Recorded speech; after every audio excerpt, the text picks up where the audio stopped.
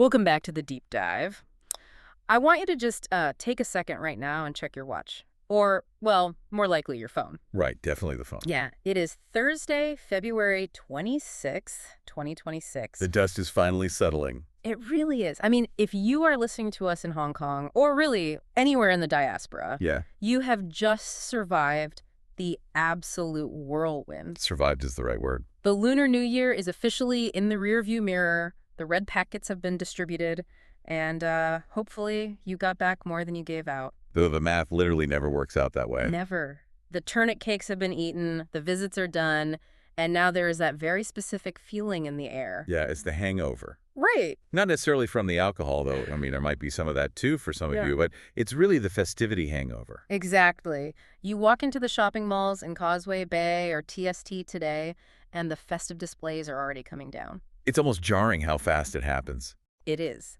The red and gold is being aggressively packed away into cardboard boxes by the mall staff.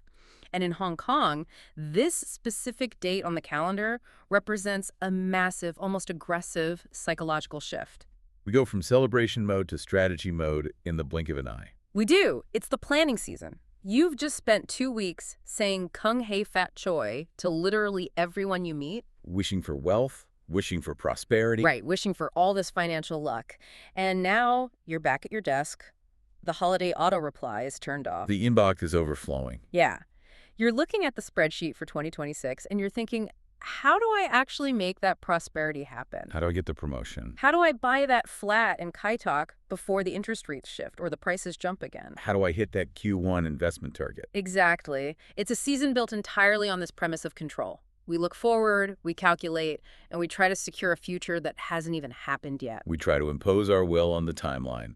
We want to guarantee the outcomes. Which perfectly sets up the stack of notes you've brought into the studio today. Because frankly, looking through these, it feels like a bit of a wet blanket to throw on my post-holiday optimism. I know. It really does seem a bit counterintuitive. You're coming in saying, Happy New Year. Let's talk about how you can't control anything at all.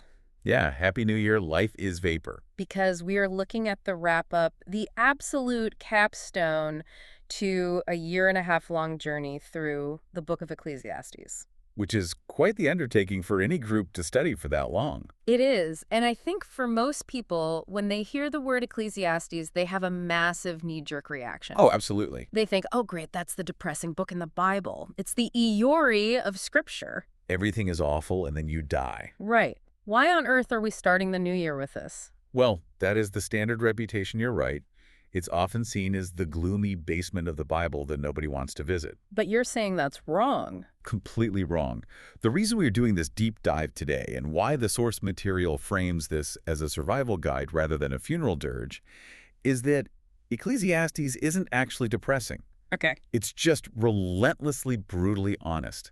And specifically, it is honest about the exact environment you and I live in. High pressure, high stakes, Hong Kong. Hyper-capitalist, ultra-competitive Hong Kong, yes. So you're arguing this isn't just some dusty, ancient text for theologians. You think King Solomon actually has something to say to the guy working an 80-hour week at an investment bank in Central today? I think Solomon is the only one who can talk to that guy with any real authority. That's a bold claim. Think about who wrote this. This isn't a monk living in a cave who renounced the world because he couldn't hack the pressure. Right. He wasn't a failure who just gave up. No, this is Solomon. By all historical accounts, he had more wealth than Elon Musk. He had more property than any local tycoon. He had absolute power, and he was renowned for having more wisdom than a whole panel of Nobel laureates. So he literally climbed to the absolute top of the ladder. He didn't just climb it, he built the ladder. He sat on the very top rung, looked around at the view, and his conclusion wasn't, wow, look how great I am. What was his conclusion? His conclusion is something that utterly shatters the entire Hong Kong dream. Okay, let's get into that conclusion. Because the sources highlight one specific Hebrew word that anchors this entire book. And the notes say if you get this word wrong, you misunderstand the whole philosophy. The word is Hebel. Right.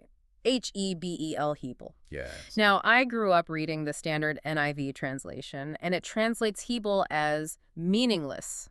Meaningless, meaningless, everything is meaningless. Which sounds incredibly dark. It sounds totally nihilistic. It sounds like a reason to just stay in bed, pull the covers up, and not go to work. If it's all meaningless, why even bother brushing my teeth? And that translation is an absolute tragedy. It really is. Why? Because the word meaningless implies that there is no point at all. It implies a void, a zero-sum game where literally nothing matters. But that's not what the Hebrew means. No. The Hebrew word Hebel does not mean zero. It literally translates to vapor, or smoke, or breath. Okay, help me out here. What is the functional difference between meaningless and vapor? Aren't they both just describing a state of nothingness? Not at all. Think about smoke for a second. Imagine I light a match, right here in this studio, and then I blow it out. You see that little trail of smoke rising up in the air? Sure. It's gray, it's opaque, it has a definite shape. It curls up toward the ceiling. It's undeniably there. It exists. Right. It can sting your eyes. It can obscure your vision. It is substantial enough for you to actually experience it. Right. But, and this is the absolute key to the entire metaphor, if you reach out your hand to grab that smoke, what happens? Your hand just goes right through it. You cannot grasp it. You cannot control it. If you try to put smoke in a box and close the lid, it just dissipates. Wow. Okay. That is Hebel. Life isn't meaningless. It's actually very full. It's full of work and love and stress and money and joy and pain. But you can't hold on to it. Right. It is fleeting, it is elusive, and it is utterly uncontrollable. That's actually a really disturbing distinction. Why do you say that? Because meaningless is easy to dismiss. You can just say, oh, that guy is just being an emo teenager, I'm going to ignore him. But uncontrollable, that hits a very raw nerve. Especially here in this city. Especially here. Because I'm a Hong Konger, our entire culture, our entire way of life is built on the concept of grabbing. Yes. We grab the property before the market spikes. We grab the spot in the prestigious kindergarten for our kids before they are even born. We grab the IPO allocations? Exactly. The Hong Kong dream is essentially a dream of accumulation and absolute control. So if you tell me I can't grab the smoke, you're basically telling me my entire strategy for life is flawed. Precisely. We are deeply conditioned to believe that if we just calculate correctly, if we just solve for X, we can somehow freeze the smoke. We think we can make the vapor solid. And Ecclesiastes is this ancient voice shouting from 3,000 years ago saying, you are chasing the wind. You are literally trying to shepherd the wind into a pen. It will not work. So today, in this deep dive, we're going to dismantle that chase. We're going to look at what the sources call the Mammon religion. Which is the worship of money and control. Right. And we're going to look at 4 specific reader personas that I think you, the listener, are going to recognize immediately when you look in the mirror. It gets very personal. It does. But let's start with the broader context first. The notes continually talk about this phrase, under the sun. We hear that phrase over and over in the Book of Ecclesiastes. What is the significance of that specific boundary? Under the sun is the arena. It's the phrase Solomon uses to define the exact scope of his massive philosophical experiment. Meaning what exactly? It describes the closed system of our created life, the horizontal plane. Explain the horizontal plane for me. It's your job. It's your bank account. It's your commute on the MTR every morning. It's your dinner plans, the stock market, local politics. It's everyday reality. Exactly. Everything that happens down here, strictly within the realm of creation, without any direct, visible intervention from the divine. So it's just the daily grind. The grind, the glory, the whole human experience down here. Yeah. And the sources make a fascinating distinction here that I think is often completely missed in religious or church circles. Which is? Most church services or modern theology focus almost entirely on above the sun. Right. Redemption. Yes. Saving souls, getting to heaven, forgiveness of sins. That's what we call redemption theology. It's vertical. It's about how do I get saved and how do I get my ticket punched for the afterlife? Exactly. But Ecclesiastes is almost entirely focused on under the sun. It is creation theology. Okay. It's not asking, how do I get to heaven? It's asking, how do I actually be a human being on earth without losing my mind? That's a really crucial pivot because, frankly, on a Monday morning at 9 a.m. when the emails are piling up, I'm not usually thinking about the pearly gates. No, you're not. I'm thinking about the quarterly report, the client who is yelling at me, and whether the office coffee machine is working. And that is exactly where the Mammon religion comes in. Because in that under-the-sun reality, specifically in a high-octane city like ours, there is a dominant god, and it isn't Yahweh. It's Mammon, money personified, wealth as a deity. The study notes actually list out the unwritten 10 Commandments of Hong Kong, and I have to admit I laughed out loud when I read them. But it was a nervous laugh, wasn't it? It really was. It was the laugh of painful recognition. Oh, I saw those in the packet. Number 1 was, thou shalt have no other friends but money. Brutal. And my personal favorite, 6 days you shall labor, and the seventh you shall not rest, because you absolutely need to check your emails and reply to the work WhatsApp group. It hurts because it's so incredibly true. We treat rest as a moral weakness. We really do. But the core dogma of this Mammon religion isn't just basic greed, is it? It's more subtle than just wanting to be rich. It is much more subtle. It's a deeply held belief in what the sources call the linear equation. Okay, break that down for me. The linear equation. It's the baseline assumption that the universe operates like a vending machine. Input A leads to output B. Precisely. Specifically, it goes like this. Hard work plus wisdom equals success and wealth. Guaranteed. Wait, are you saying that's false? Because that just sounds like solid practical advice. It does, doesn't it? If I study hard, I get good grades. If I get good grades, I get into HKU. If I get into a top university, I get the good job. If I work hard at the job, I get the bonus. That's not a lie. That's just how the modern world works. That is how the world works, usually. And that word usually is the trap. Ah. It works just often enough to make us think it's an unbreakable law of physics. But it's not. It's just a trend. And Ecclesiastes comes along with a sledgehammer and smashes the calculator. What does it say instead? It says, the race is not always to the swift, nor the battle to the strong, nor bread to the wise, nor wealth to the brilliant. The notes use a very specific historical example here, the Lehman Brothers crisis of 2008. Yeah. I remember that vividly. I had friends who lost everything. People who had been diligently planning their retirements for decades just wiped out. Think about those people for a second. The narrative we silently tell ourselves is, well, if you fail financially, you must have been lazy or stupid. You didn't do your due diligence. Right. But the people working at Lehman, or the everyday folks in Hong Kong who invested in those mini bonds, they were not lazy. No. They were the wise in the worldly sense.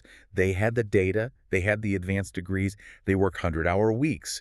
They did absolutely everything the linear equation said they should do. And then Hebel? Vapor. Ooh. Overnight. It was all just gone. The linear equation fundamentally broke. Wow.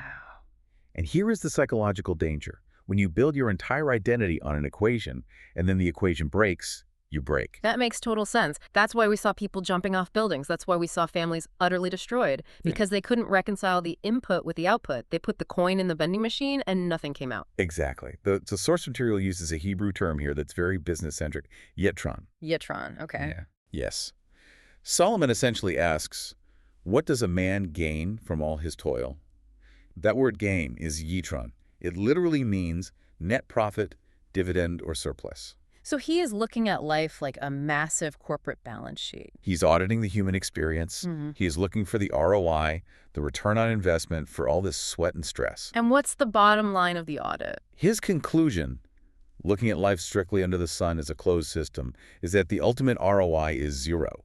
Zero. That seems incredibly harsh. I mean, you build a successful company, you raise a family, you help your community. That's not zero. But you have to zoom out to the timeline Solomon is using. You work for 40 years. You stress. You accumulate property. You build the portfolio. Yeah. And then what ultimately happens? You die. You die. And you take absolutely nothing with you. You leave every single cent behind. Right. Maybe you leave it to your kids. Maybe the government takes it in taxes. Maybe a total stranger ends up with it. But you, the actual worker who did the toiling, take nothing. You exit with empty hands? Exactly.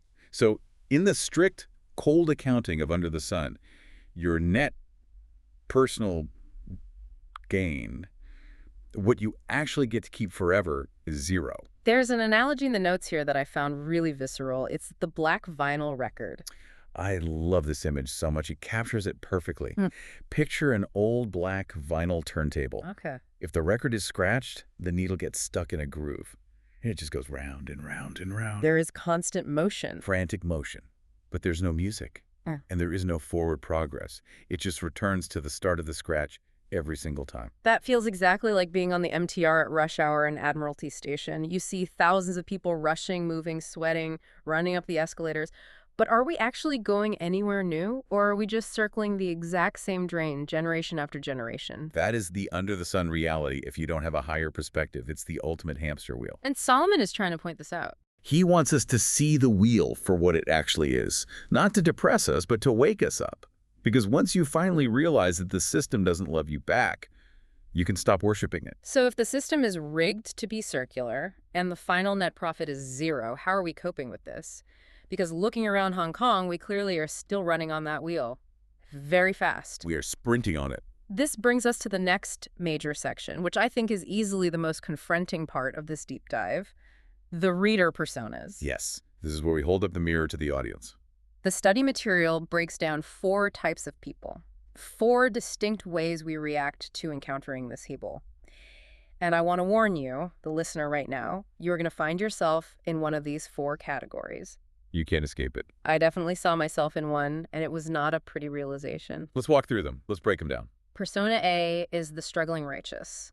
This is the guy or girl who does absolutely everything right.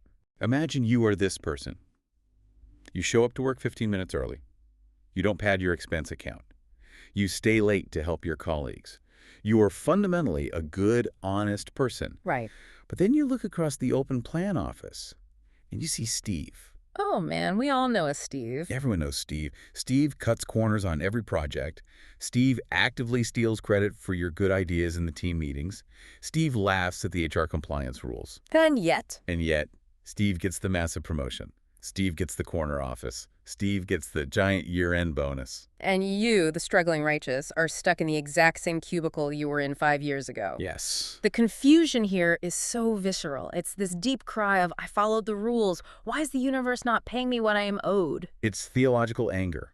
Deep down, you believe that your righteousness acts like a token in that vending machine we talked about. Right. I put in the good boy coin. I expect the blessing candy bar to drop out. Exactly. And when it doesn't, you feel personally betrayed by God, or by the universe, or by karma. But Ecclesiastes actually validates this feeling, doesn't it? It doesn't say this person is crazy for feeling this way. No, not at all.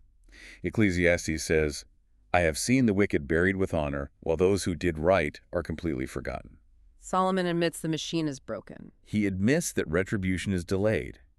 The moral order of the universe exists, but it is not instant. It is not a vending machine. Okay, let's move to the total opposite end of the spectrum. Persona B, the empty rich. This is the person who maybe became Steve, or just someone who played the game and actually won. This is the poster child for the Hong Kong success story. They have achieved the financial freedom. Yes. They bought the luxury flat in mid-levels. They have the Patek Philippe watch. They fly first class to Niseko every winter. But inside they are completely hollow. They aren't happy at all. They are suffering from what the psychological sources call the post-purchase blues. I think we've all felt a micro version of this. You save up for something for months, maybe a new iPhone or a designer handbag. You finally buy it. You feel this massive rush of dopamine for about 24 hours. And then it's just a thing. It's just an object that you have to remember to charge or clean or insure. The magic vanishes instantly. Psychologists call this the hedonic treadmill. You have to keep running, buying more expensive and better things just to maintain the exact same baseline level of happiness. It's exhausting just thinking about it. But Ecclesiastes diagnoses this with a very specific, profound theological insight. Solomon says, God has put eternity in the hearts of men. What does that actually mean in the context of buying luxury goods? Think of it as a geometry problem. You have eternity in your heart, meaning you have an infinite capacity for desire, an infinite need for meaning and significance. You're literally designed by the Creator for the infinite. Okay. But money, houses, unique travel experiences, luxury watches, those are all finite. You can count them. They have a limit. You can count them, and eventually they all decay. So trying to fill an infinite, eternal heart with finite, decaying things is like trying to fill the Grand Canyon with a single teacup. Wow. You can pour and pour and pour your entire life, but you will never, ever fill it up. The empty rich are exhausted because they are pouring endlessly into an absolute void. They think the next million will do it, but it never does. That hits incredibly close to home for a lot of people in this town. Let's look at Persona C, though, the anxious wise. I have a very strong feeling this is where a huge percentage of our listeners sit. Oh, absolutely. This is the ultimate control freak. This is the tiger parent. This is the obsessed retail investor. The person who deeply believes if I just have enough data, if I read enough reports, I will be safe from disaster. Right. If I map out my child's entire educational trajectory from age 2 to age 22. If I get them into the right play group, which feeds into the right kindergarten, Right. which feeds into the top IB program. Then literally nothing can go wrong. Their future is secure. Or the investor who thinks, if I just check the Hang Seng Index every 15 minutes on my phone, I can somehow control the market trends. It's the fundamental belief that wisdom equals control. Yes. But Ecclesiastes looks at that and says, time and chance happen to them all. Meaning the random variables will always win. You can plan absolutely everything perfectly, you can have the best spreadsheets in the world, Yeah. and then a global pandemic hits and shuts down the planet. Or your child, despite getting the best, most expensive education money can buy, decides they just want to be a freelance poet instead of a surgeon. Or tragedy strikes and they get sick. The anxious wise seem to suffer the most when Hebel actually shows up because they arrogantly thought they had outsmarted it. They take it as a personal insult when the unpredictable happens. They really do. Solomon is very clear that wisdom is useful. He says it's like a sharp axe. It makes cutting down the tree much easier. Right. It's better to be smart than foolish. Of course. But wisdom is not a steering wheel for history. You cannot drive the future. You can only prepare for it. Which brings us finally to Persona D, the Nihilistic Doubter. This is the extreme reaction to all the other three. This is the tang-pang or lying flat movement that we see going viral in the mainland and increasingly right here in Hong Kong. The let it rot mentality. Exactly. They look around and they see the struggling righteous getting totally screwed over. They see the empty rich being miserable and medicated. They see the anxious wise having stress-induced panic attacks. And they just huffed out. They say, it's all a massive scam. We're all going to die anyway. Why bother working 80 hours a week? Why bother trying to build anything? I have to say, it's a very compelling argument sometimes. If the end result for everyone is the exact same death, why go through all the stress? Their false belief is that because death exists, life inherently has no meaning. But Ecclesiastes actually flips this entire concept on its head. How so? Solomon argues that death is precisely what reveals the truth. It strips away all the fake pretenses. It forces us to stop endlessly delaying our lives and finally face the Creator. It's like a deadline for a project. The deadline is what makes the work actually matter. That's a great way to put it. Death makes the present moment more precious, not less. Yeah. Because it is strictly limited. If you had infinite time, nothing would matter. You could always do it tomorrow. But because you have limited time, this exact conversation, this cup of coffee, this sunrise, it intensely matters. Yes. It's so interesting looking at these four personas laid out like this: the struggling righteous, the empty rich, the anxious wise, the nihilistic doubter. On the surface, they look so different. But they are all reacting to the exact same core problem. They're all just fighting the vapor. Right. They're all frantically trying to grab the smoke. Or they are deeply angry that the smoke can't be grabbed. It's all the same struggle for control. Which transitions us perfectly into section 3 of the sources, because this struggle for control brings up a really fascinating philosophical comparison. The study material essentially puts King Solomon in a boxing ring with a Stoic philosopher. This was one of the most interesting parts of the research. It is, because I've seen a massive resurgence of Stoicism lately. You look at authors like Ryan Holiday or quotes from Marcus Aurelius, it's incredibly trendy right now in the corporate business world, especially among the tech bro demographic. It is everywhere. And to be fair, for good reason. It's a very robust operating system for high-stress environments. It works. And frankly, reading through these notes, Ecclesiastes reads remarkably like a standard Stoic text in a lot of places. It really does. If you put Ecclesiastes side by side with Seneca or Epictetus, the overlap in their observations is actually startling. So let's play this out. Where do they agree? What's the common ground? First and foremost is the dichotomy of control. The Stoics are completely obsessed with distinguishing between what is in your power and what is outside your power. You control your internal reaction, but you don't control the external event. Exactly. And Ecclesiastes is saying the exact same thing. You cannot control the wind. You cannot control the sun. You can't control the day of your inevitable death. So stop trying. There's also a big shared focus on the concept of nature, right? Right. If you look at Ecclesiastes chapter 1, it talks about the sun constantly rising and setting, the wind whirling around endlessly, the rivers flowing to the sea, but the sea never getting full. It's this vast, cyclical, deterministic system. Yes. And the Stoics call this the logos, or nature. It's the giant machine of the universe just doing its predetermined thing. And both philosophies heavily utilize the practice of memento mori. Remember, you will die. Right. Both agree that keeping the stark reality of death right in front of your face is essential for living a grounded life. Yes, they are entirely aligned there.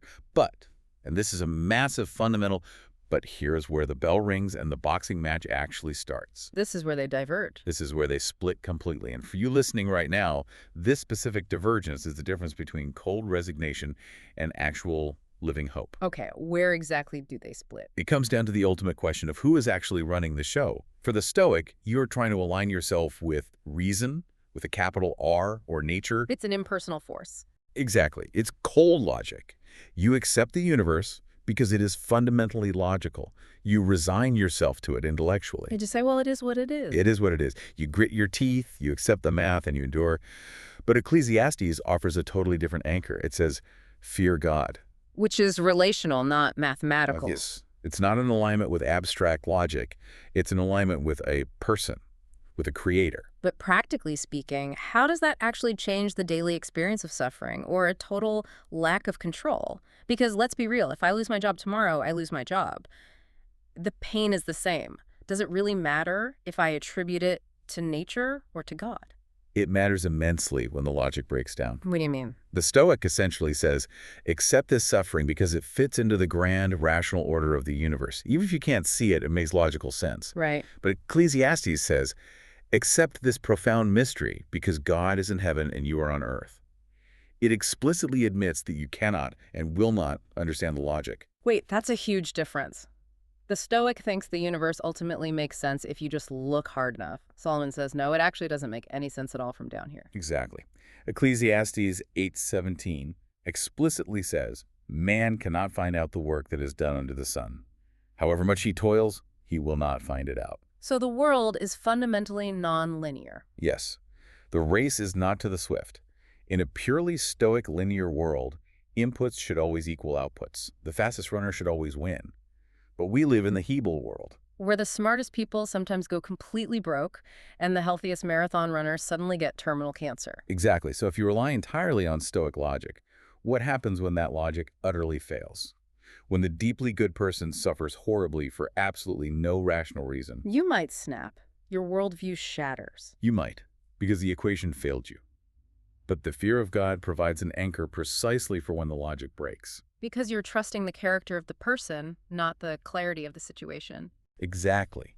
You trust the person behind the reality, even when the reality looks like absolute chaos. It's the profound difference between trusting a mathematical formula and trusting a father. That's a great analogy. If a formula gives you the wrong answer, you toss it in the trash. It's useless. But if your father does something you don't immediately understand, you trust his established character until you eventually understand his reasons. That leads us directly into what I think is the darkest yet most necessary part of this entire deep dive. Section 4, the fear of death and the illusion of control. Yes, because the ultimate laws of control, the ultimate Hebel, is death itself. It is. And Ecclesiastes 9 is absolutely brutal about this. It says a living dog is better than a dead lion. It really pulls no punches. It talks about the absolute terror of being forgotten by history. There is no remembrance of former generations. Which is a terrifying thought for people obsessed with building a legacy. To illustrate this intense fear of death and this desperate, clinging need for control, the source material brings up a specific news story, and frankly, it's like something out of a psychological horror movie. The Japanese cold storage story. Right. Let me quickly recount this for the listeners, and just a quick warning, it is a bit disturbing. It is grim. There was a news story out of Japan about a 75-year-old woman. Police discovered that she had hidden her own daughter's corpse inside a household chest freezer. And she kept it there for 20 years. 20 years. The daughter had tragically died at age 35, and the mother simply couldn't let go. She kept the body frozen, hidden in the kitchen for 2 decades. Now, when we first hear that, our immediate visceral reaction is revulsion. It sounds like a bizarre crime thriller. Absolutely. But if we put on our deep dive analytical lens, we have to pause and ask the underlying question. Why? Why did she do it? Because it wasn't a murder cover-up. No, but it wasn't for collecting pension fraud or financial gain. The sources suggest it's an extreme physical manifestation of what psychologists call terror management theory and attachment grief. It's the ultimate desperate attempt to control time. Right. Think about what a freezer actually does. It stops decay. It freezes the state of matter exactly as it is. It artificially arrests the natural development of entropy. This mother was deeply traumatized. She could not accept Hebel.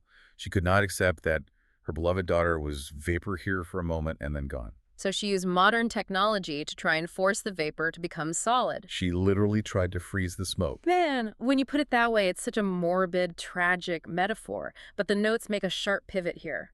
Before we judge this woman too harshly, we have to hold that mirror back up to ourselves. Because we do the exact same thing. We don't use kitchen freezers, obviously, but we use other, more socially acceptable tools. We use massive family trust funds. We use trust funds to try and artificially control our children's lives and decisions long after we are dead and buried.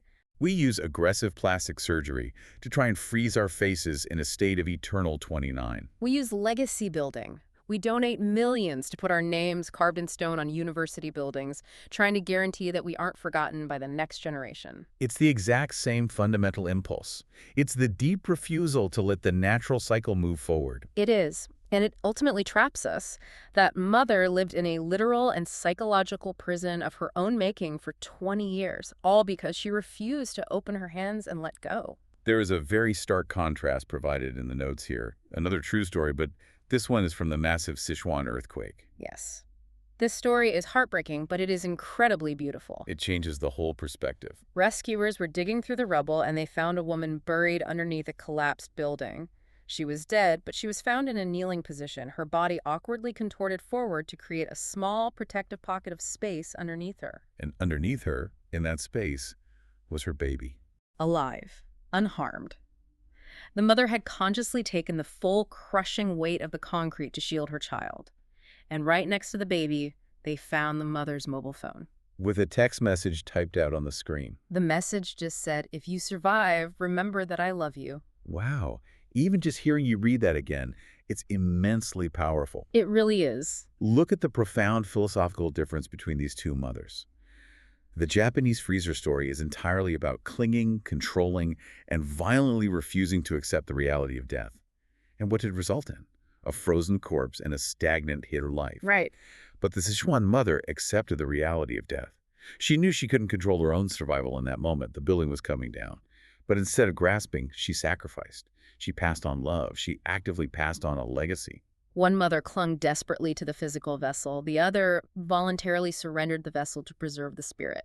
That ties perfectly back to Solomon's great nightmare in Ecclesiastes chapter 2.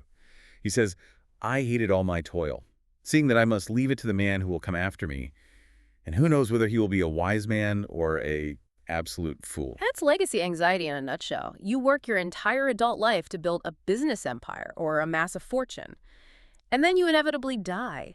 And your idiot nephew might inherit it all and blow it in a single weekend at the casinos in Macau. Or the government changes the tax laws and wipes it out. Yeah. You cannot control your legacy from the grave. The Japanese freezer approach is the vain attempt to ensure the legacy never leaves your sight. But it's completely futile. It's just frozen death. It is. And truly realizing deep in your bones that we cannot freeze time, we cannot control the stock markets, and we cannot curate our legacy after we're gone, it forces us to a massive crisis point. A fork in the road. Yes. What do we actually do with this information? Do we just give up? Do we join the Tang Ping movement and lie flat? This is the turning point of the entire episode. Section 5, the resolution. Because Solomon doesn't end the book by saying, just give up. He says something that sounds deceptively simple, but is actually deeply profound. He says there's nothing better for a person than that he should eat and drink and find enjoyment in his toil.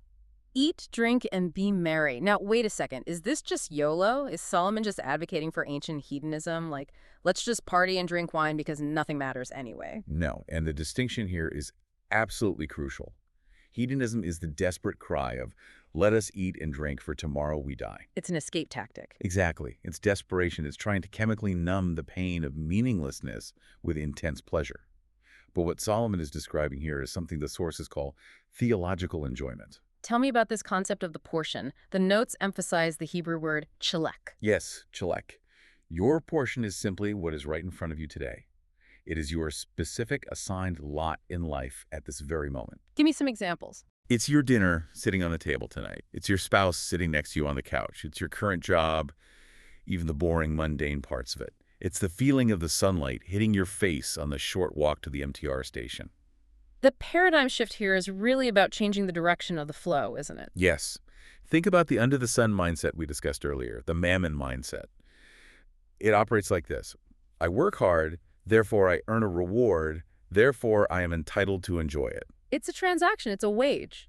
It is owed to me, and if I don't get it, I am furious. And the Ecclesiastes mindset flips that entirely. The Ecclesiastes mindset is, I humbly receive what God gives, I view it strictly as a gift rather than a wage, and therefore I am free to truly enjoy it. It's a gift, not a wage. That takes so much pressure off. It changes everything. You didn't earn the sunlight today. You didn't earn the ability to taste a good cup of coffee. You didn't manufacture the oxygen you're breathing.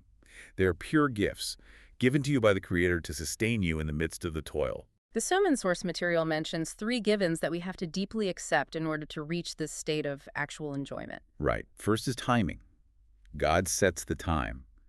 There is a time to mourn and a time to dance. You can't force the seasons. Exactly. You cannot force a dancing time when the reality is a mourning time. You have to learn to surf the wave, not fight the ocean. If 2026 turns out to be a massive recession year, you can't force it to be a boom year by just working harder. You have to figure out how to live well within the recession. Yes.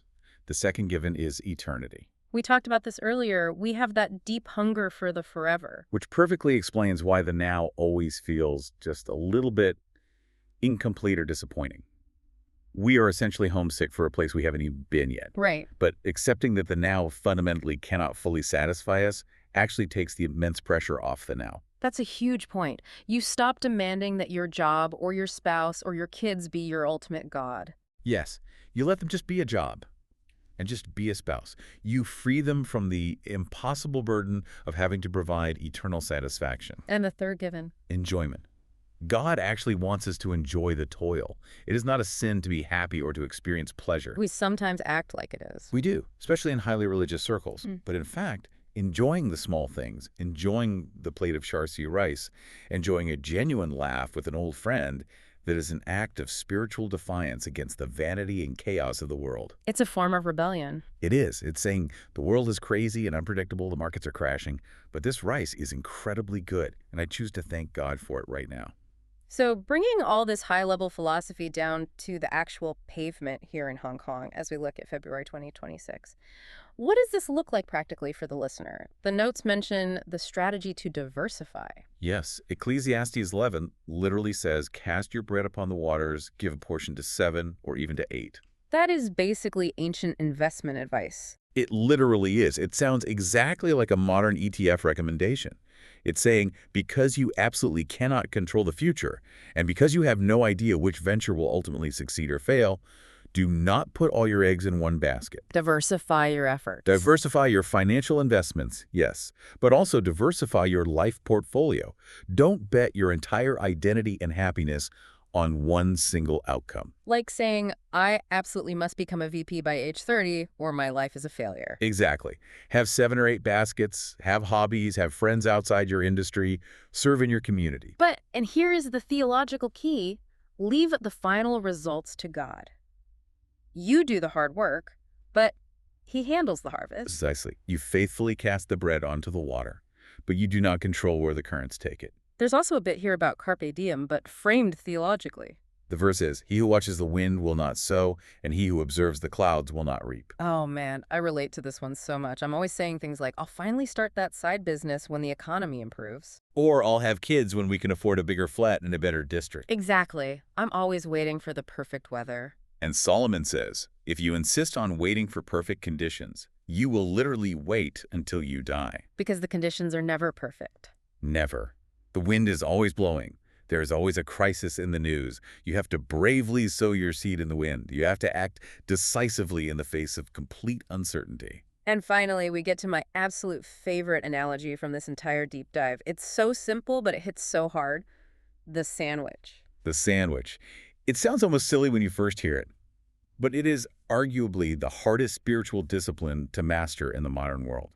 Tell us about the discipline of enjoying the sandwich. It's incredibly simple. If you are sitting down eating a sandwich, just eat the sandwich. Which is functionally impossible for me. If I'm eating a sandwich at my desk, I am simultaneously checking the Hang Seng Index, rapidly replying to a work WhatsApp, reading a news article, and intensely worrying about my retirement fund. Exactly. You are physically present in the chair, but you are completely mentally absent. You're not actually tasting or eating the sandwich. I am eating my anxiety. You're eating your anxiety. Ecclesiastes vigorously calls us to be present. That sandwich is your literal portion from God, given to you right here, right now, in this exact moment. Right.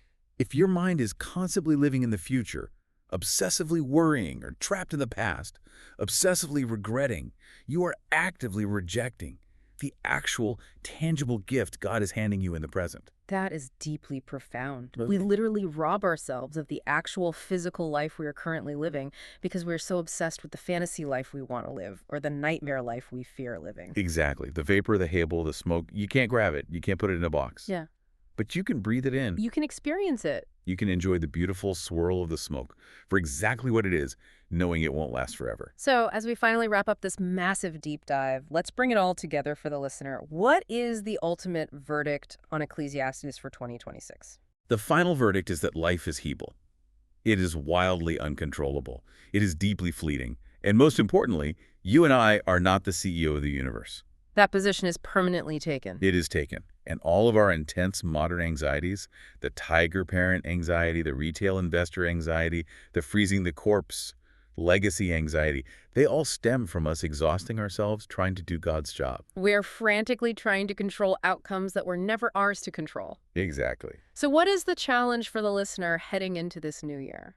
Stop trying to forcibly freeze life. Stop being the tragic lady with the freezer. You simply cannot freeze your children's youth to keep them safe forever. You cannot freeze your bank account's value. It's going to move. It's going to fluctuate. Stop obsessively checking the wind and the clouds before you make a move. Do the diligent work, cast your bread on the waters, but completely stop obsessing over the macroeconomic conditions you can't control anyway. And most importantly, deeply look at what is actually in your hand today. Right now, look at your portion. Fear God and keep his commandments. That is the immovable anchor. That vertical connection to the Creator is the only thing that makes the horizontal chaos of the world bearable. Amen. And then you enjoy the ride, because the ride itself is the point. I absolutely love the final sign-off from the book itself. The way Solomon lands the plane after all this heavy philosophy, he says, "Go, eat your food with gladness, and drink your wine with a joyful heart, for God has already approved what you do." It's a divine permission slip to actually enjoy your incredibly fleeting life. So if you're listening to this, go enjoy that leftover turnip cake if there's any still in the fridge. Or, just intentionally enjoy a really good sandwich today. Just the sandwich. Just the sandwich. That's it for this deep dive. Whether you currently feel like the struggling righteous, the anxious wise, or just someone desperately trying to survive the MTR commute this week, we wish you a very happy Lunar New Year. Kung Hei Fat Choi. Go enjoy your portion today. We'll see y'all next time.